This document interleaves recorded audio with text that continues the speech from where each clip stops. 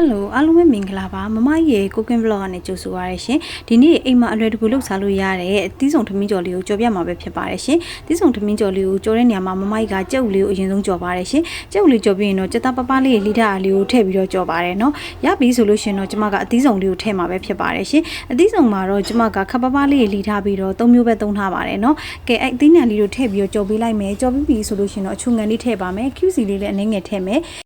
အသီးရွက်လေးဤသွားစီဖို့အတွက်ခဏလေးကြော်ပေးလိုက်ပါမယ်အသီးရွက်လေးဤသွားပြီဆိုလို့ရှိရင်တော့အချုံငံတစ်ခါတည်းနေထားတဲ့ထမင်းလေးကိုမမကြီးကထည့်ပြီးတော့ကြော်ပေးလိုက်ပါမယ်ရှင်ကဲအခုဆိုလို့ရှိရင်ကြော်လိုက်တာပေါ့နော်သီးစုံထမင်းကြော်လေးရသွားပါပြီရှင်သီးစုံထမင်းကြော်လေးကိုဒီတိုင်းစားရင်ဤမှာဆိုလို့မမကြီးကအချင်းလေးတစ်မျိုးနဲ့တွဲစားမှာပဲဖြစ်ပါတယ်အဲ့ဒါကတော့တံမြာချင်းလေးပဲဖြစ်ပါတယ်ကျက်သွန်လေးကိုပပလိလိုက်မယ်ပြီးရင်ရုပ်သီးစိမ်းလေးများများလေးထည့်မယ်တံမြာသီးလေးညစ်ပြီးတော့အချုံမုံနဲ့ကြက်သားမှုလေးပဲထည့်လိုက်ပါမယ်ရှင်အရန်ကိုရိုးရှင်းပြီးတော့လွယ်ကူတဲ့ကျက်သွန်လေးတုပ်လေးပဲဖြစ်ပါတယ်နော်အဲ့ဒါလေးကိုထမင်းကြော်လေးနဲ့စားမှာပဲဖြစ်ပါတယ်ရှင်